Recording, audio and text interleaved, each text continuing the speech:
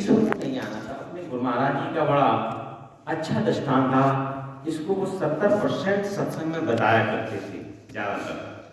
तो काफ़ी दिनों से अपन इसकी चर्चा नहीं, थोड़ा सा बताते, इसमें से आपको काफ़ी चीज़ें इसमें समझ में आ जाएंगी। तो ये जो है ना, राजा जनक थे, तो राजा जनक बड़े धार्मिक थे और अच्छे धार्मिक थे और सभी लोगों की मदद करते थे, लेकिन ईश्वर को उन्होंने नहीं जाना था।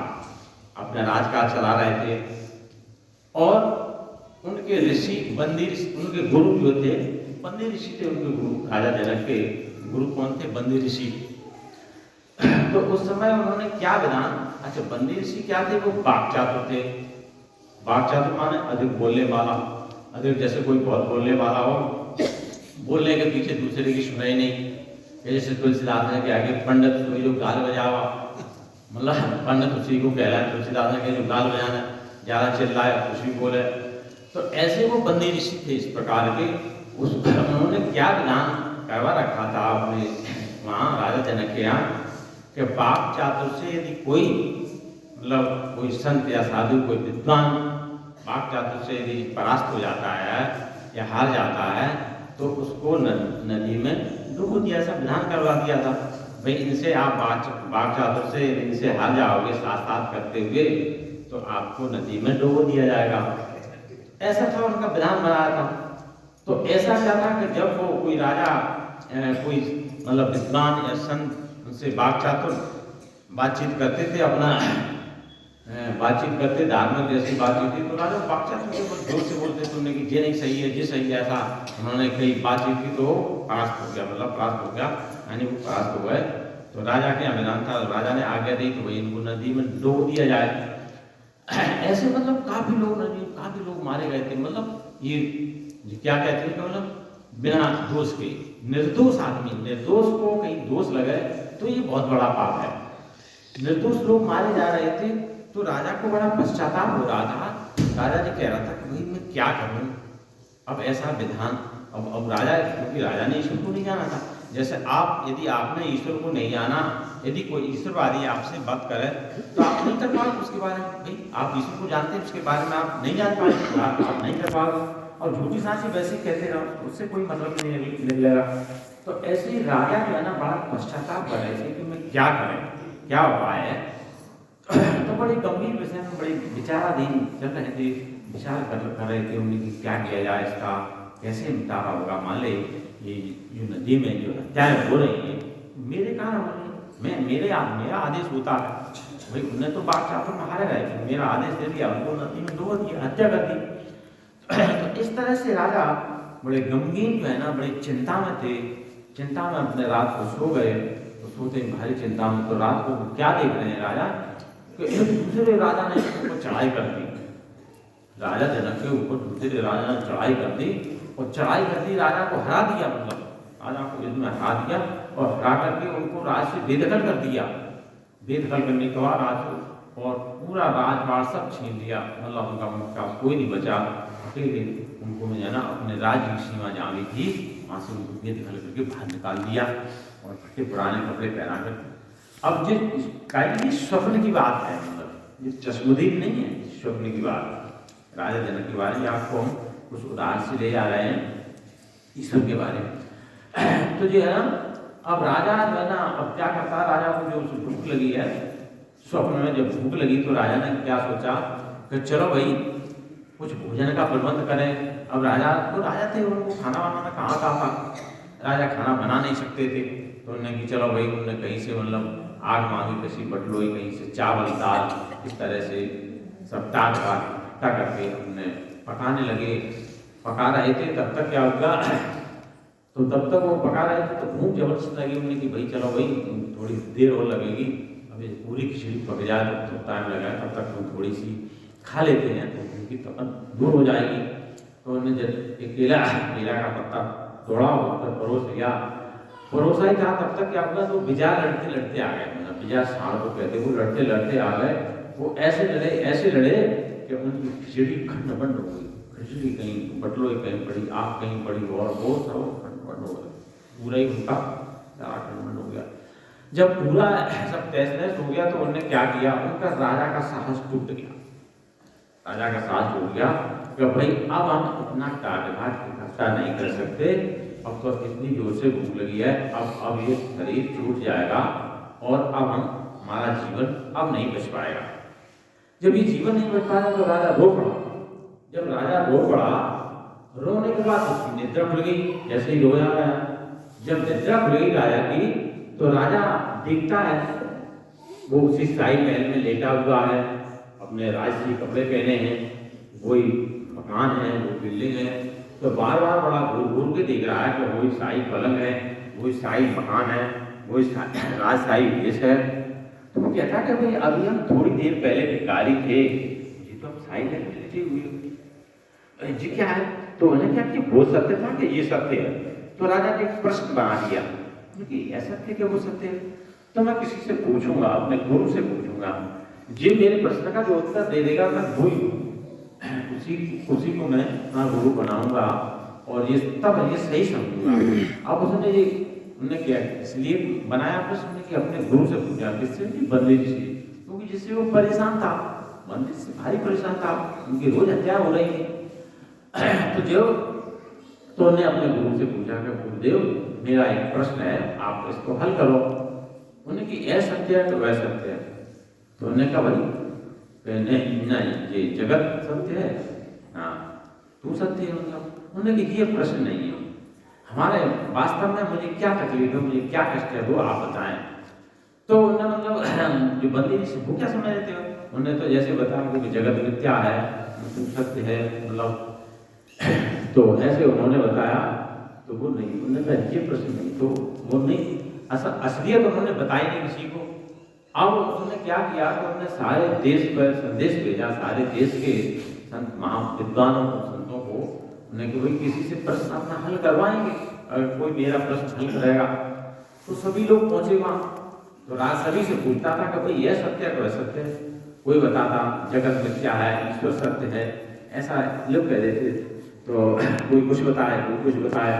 तो उन्होंने कि ये सवाल नहीं, तो मतलब तो उन्होंने क्या किया, उन्होंने एक कारागार बड़ा बनवाया था राजा। उनसे जो पूछता था बता था कि भाई आप प्रश्न का हल करेंगे। उसने पहले कह दिया था कि जो मेरे प्रश्न का हल करेगा मैं उसे द्रव्य दूंगा। और उन्होंने एक राज सिंहासन, स्व सिंहासन बनवाया था, मतलब सोने का एक सिंहासन बना हुआ था। उसमें हम उसको राजगुरु घोषित करेंगे, राजगुरु घोषित किया जाएगा और दंड दिया जाएगा और अपना उत्तराधिकारी उसी बनाएंगे। ऐसा मतलब उन्होंने बनवाया था। तो सबने मतलब जो भी आते थे तो विचार करते थे कि भाई चलो भाई साथ में ही हमने प्रश्न हल कर दिया तो हम मतलब जगत गुरु बनेंगे, राज सिंहासन मिलेगा, बड़ा धर्म मिलेगा, ऐसा। लेकिन वो उनके प्रश्न का कोई हल ही नहीं कर पाया। उसमें मैंने कांडो ऋषि आए थे, कांडो ऋषि ने भी उनके प्रश्न को हल नहीं किया। जब उन्होंने हल नहीं किया, कोई उनके राजा के प्रश्न को किसी ने हल नहीं कर पाया। तो उस समय क्या कांडो ऋषि थे, उनके पुत्र थे अष्टावक्र। अष्टावक्र उनके पुत्र थे और सुजाता उनकी पत्नी थी। कांडो ऋषि की अष्टावक्र की मां सुजाता थी। तो अष्टावक्र 5 वर्ष के थे।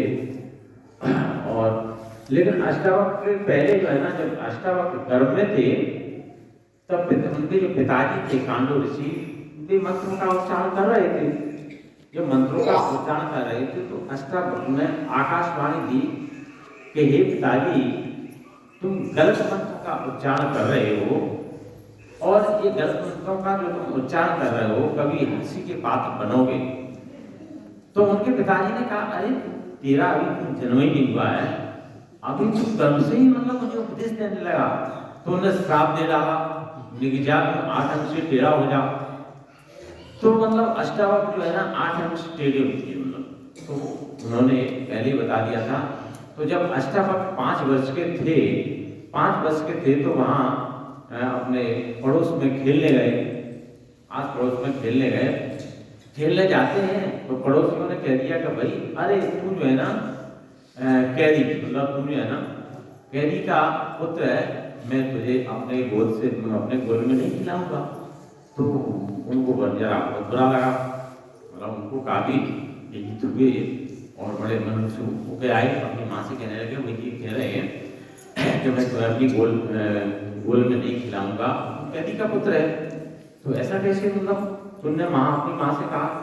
तो उनकी माँ बोली अरे बेटा क्या बताएं, तुम्हारे पिता है तो बहुत विद्वान, लेकिन राजा जनक के कोई ऐसे प्रश्न हैं वो उस प्रश्न का उत्तर नहीं दे पाए, तो वो जेल में बंद है।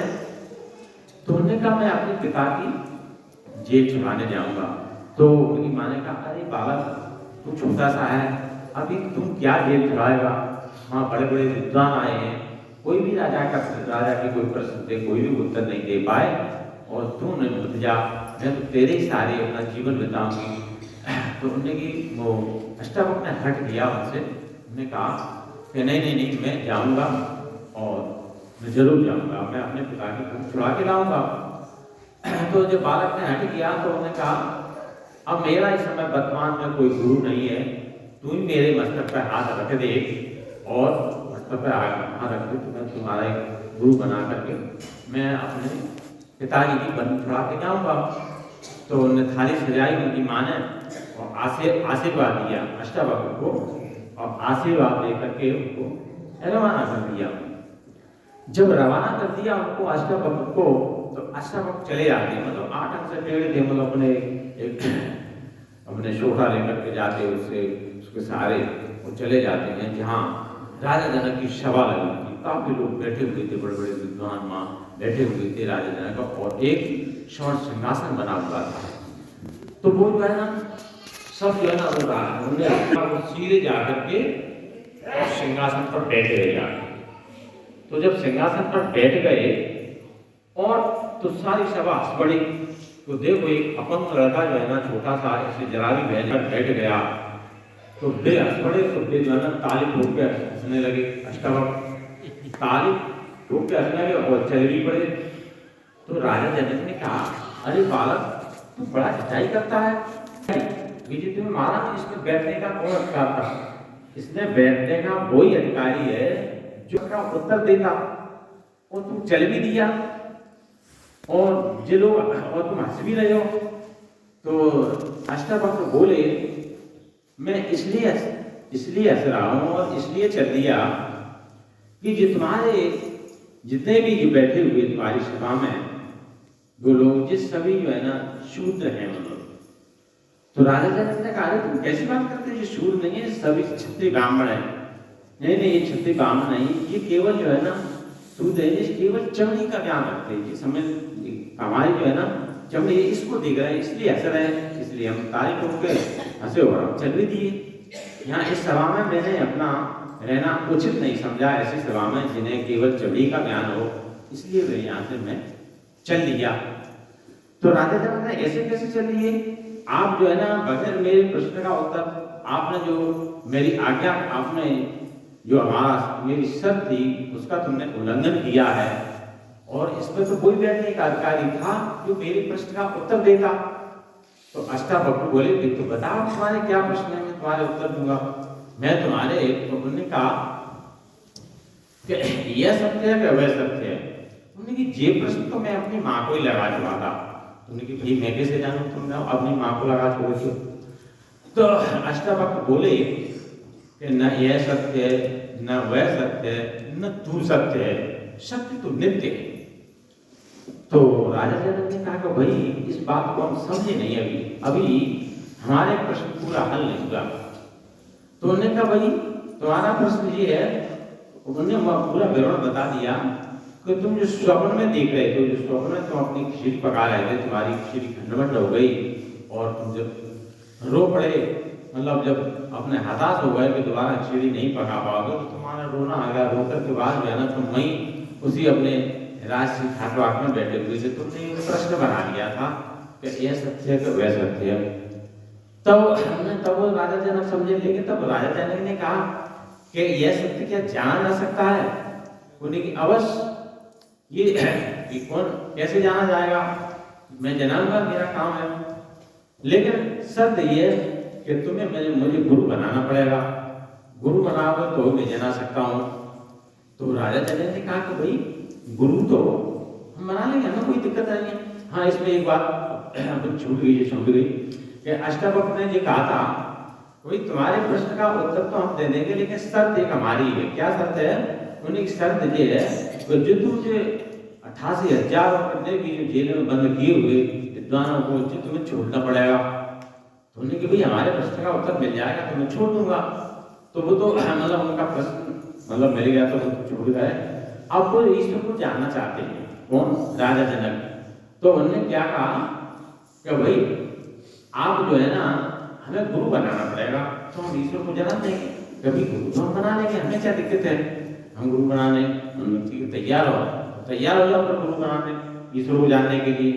उन्होंने कि ठीक है। तो उन्होंने कि 2 घोड़े ले आओ। 2 घोड़े मंगवा लिए उन्होंने। जब 2 घोड़े मंगवा लिए और दोनों की कवाल अपने हाथ में ले ली, मतलब रकाब दोनों की अपने हाथ में ले ली और राजा से कहा बैठो दूसरे घोड़े पर। एक पर अपन बैठ गए कांटे बांटे सजा करके, और दूसरे घोड़े पर कह दिया राजा से कि तुम बैठो। तो राजा से जैसे बैठने का राजा बैठ नहीं पा रहा, तब तक उन्होंने चाबुक मार दिए घोड़े में। दोनों घोड़े में चाबुक मार दिए, घोड़े दौड़ पड़े। जब घोड़े दौड़ पड़े तो राजा कहता कि हे संत जी, अभी मैं तो बैठ नहीं पाया हूं, अभी घोड़ों रोको, और मैं गिरा जा रहा हूं, तुमने तो घोड़े भगा दिए।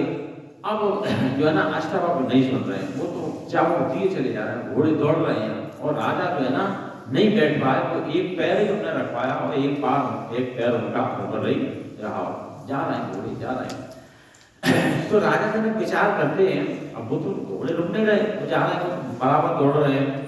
तो राजा जनक ने कहा कि अब ईश्वर तो मिल गया, अब तो हमारी जान ले रहे हैं, अब तो वे समझ रहे हैं। तो राजा जनक ये विचार कर लिया कि अब तो मेरी जान जाती है। अब देखो, अब यहाँ एक बात और आती है, एक बात ये आती है कि जब आदमी अपने प्राणों की पड़ती है, जब कहीं किसी का सहारा नहीं मिलता है, तब वो परमात्मा का सहारा देखता है।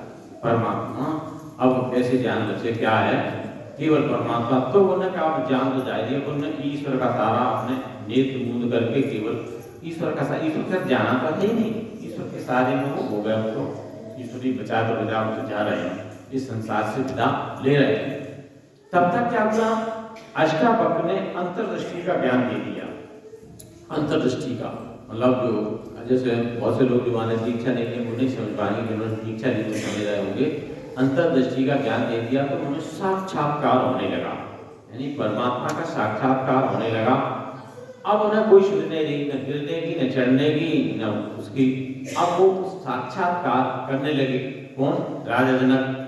जब साक्षात्कार करने लगे तो अष्टावक्र ने थोड़ी देर बाद घोड़े को रोक दिया। जब घोड़े को रोक दिया अष्टावक्र जी ने, तो अब वो कहते हैं कि राजा जनक उतरो, अब अपना गंतव्य स्थान आ गया है, अब उतरो। अब राजा सुन ही नहीं रहा, राजा तो अपने परमात्मा में विलीन हो गया, अंतर्दृष्टि में जो परमात्मा का साक्षात्कार कर रहा है वो उसमें विदे हो गया। जो विदे हो गया तब उन्होंने शक्तिपात किया। अष्टावक्र ने अपने सिर पर शक्तिपात किया, तब वो थोड़ा सा भड़बड़ा करके उन्होंने वो जब अंतर्दृष्टि साक्षात्कार कर रहे थे, जब साक्षात्कार का तब वो जगे, और जब जगे तो उन्होंने कहा हमें हमको वही साक्षात्कार कराओ।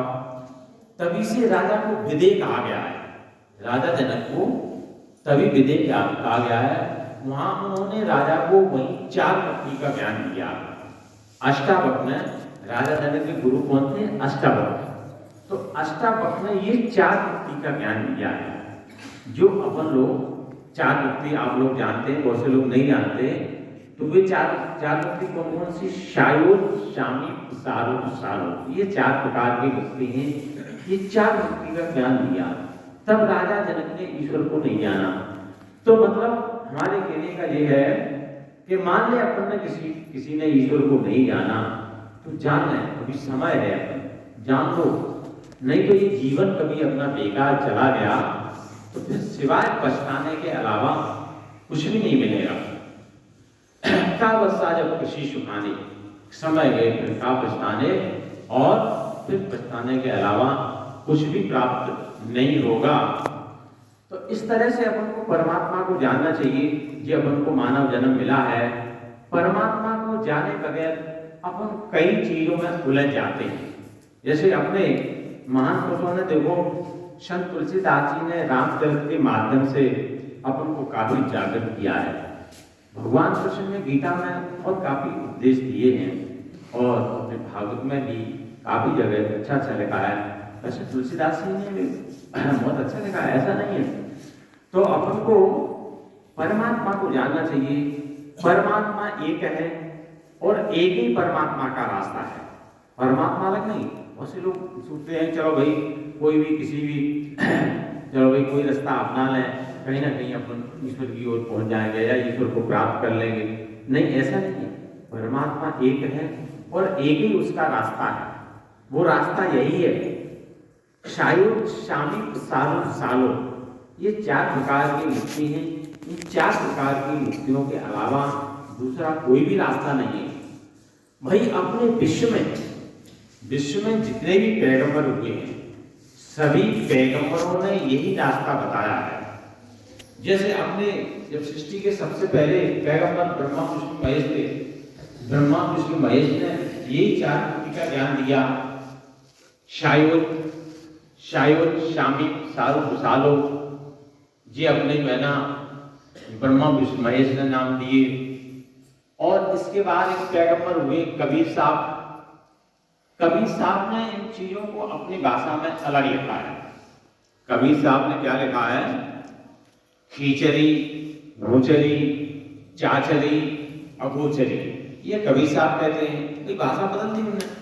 भाषा का परिवर्तन हो जाता है, मतलब अपन किसी दूसरे स्टेट में चले जाएं तो भाषा का परिवर्तन मिल ही जाएगा आपको, कहीं अलग दूर दराज चले जाएं। और अपने महावीर स्वामी, जैसे महावीर स्वामी भी पैगंबर हुए हैं। महावीर स्वामी ने भी ये 4 चीजें दी हैं आपको, मतलब 4 मुक्ति का उन्हें भी ज्ञान दिया है। उन्होंने इस ज्ञान की स्थापना लगभग 2500 वर्ष पहले, 2500 वर्ष से मान कुछ 10-20 साल ज्यादा हो गए होंगे, मतलब 25 वर्ष काफी, मतलब 10-20-25 वर्ष और भी हो गए होंगे। उस समय उन्होंने ये धर्म की स्थापना की थी। क्या देखो, आज जैसे अपन लोग भटके, आज अपन लोग भटके हैं, जैसे वो भी सभी लोग भटके हैं। आज अपनी जैसे सदियों पहले केवल 4 मुक्ति थी, परमात्मा एक था, एक ही सभी लोग जानते थे सतयुग में। लेकिन आज कौन ईश्वर को जान रहा? सभी लोग भटके हुए ना। ऐसे ही कबीर साहब ने भी, कबीर साहब ने 13 पंथ बनाए। कबीर साहब ने तो केवल 4 चीजें एक तो दी थी, उसके बाद उन्होंने भी 13 पंथ पता नहीं और क्या क्या बताते, 4 मुक्ति 5 मुक्ति और भी कुछ बताने लगे। ऐसे ही मतलब जो अपने महावीर स्वामी थे, जिन्होंने 2500 वर्ष पहले इस ज्ञान की स्थापना की थी, लेकिन उन्होंने ये अलग अलग नाम दिए। उन्होंने कौन से अलग अलग नाम दिए? कौन से? सम्यक ज्ञान, सम्यक चरित्र, सम्यक दर्शन, सम्यक नेत्र, ये उन्होंने नाम दिए। इन्होंने महावीर स्वामी ने, जो सिद्धार्थ नाम से भी जाने जाते हैं।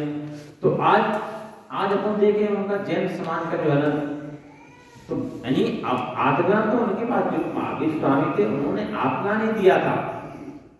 अब एक चौपाई लिखी ना कि सम्यक ज्ञान सुकृत को लहे, तुलसीदास ने भी इसको लिखा है कि कोट विरत मग्ध शुद्ध कहीं सम्यक ज्ञान सुकृत को नहीं, मतलब करोड़ों में कोई सम्यक ज्ञान का, वही जो है ना महावीर स्वामी सम्यक ज्ञान की बात कर रहे हैं।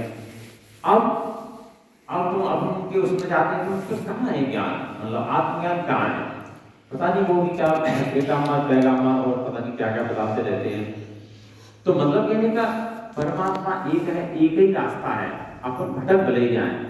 इसके बाद तुरु हुए, जिन्होंने तुर्किस्तान बसाया था, तो वो भी जो है ना, एक ये 4 भाई थे, मतलब ये तुरु ये 4 भाई थे। तो सबसे छोटे, सबसे बड़े थे ये और सबसे छोटे थे तुरु। तो तुरु को मतलब क्या कि उनको गद्दी नहीं दी गई, तो उन्होंने अपना उल्टा बना दिया। तुम ऐसा करोगे, तुम ऐसा करेंगे, मतलब तुम अगर बैठे पूजा करोगे तो हम अपने वैसे करेंगे। थोड़ा आपने देखा होगा उनको पूजा करते वाली, तो मतलब ऐसे हाथ धोगे तो हम ऐसे धोएंगे। मतलब उन्होंने सारा विधान उल्टा ही किया, बस पहनने का, बाल कटाने का, मतलब काफी सारी चीजें उनका पूरा उल्टा ही विधान है। तो उनने जो ना उल्टा विधान करके अपनी ये भाई देख, अपन चाहे पानी कहें, चाहे नील कहें, चाहे जल कहें, कुछ भी कहें, चीज तो एक ही है, परमात्मा तो एक ही है।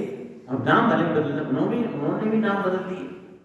उन्होंने कह दिया कभी अलग नाम, चश्मे बसीरत, नूरे लाई चांदना, गहरी आवाज, जी उन्होंने 4 नाम बदल दिए।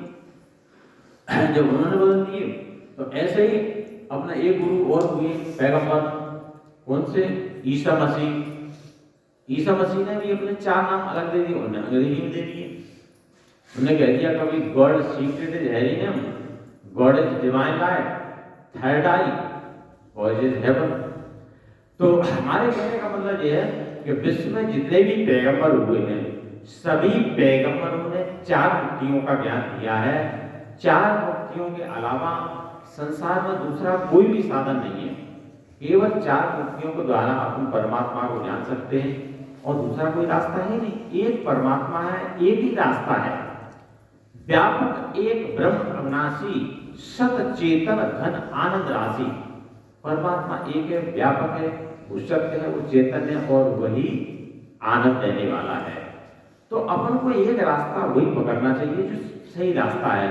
अन्य रास्ते में क्या है, नहीं तो लोग भटक जाते हैं। जैसे अपने भागवत में भगवान कृष्ण अर्जुन को समझा रहे हैं कि नाना शास्त्र पठन लोके नाना देव पूजनम आत्मज्ञान बिन हे पार्थ सर्व कर्म निरर्थकम।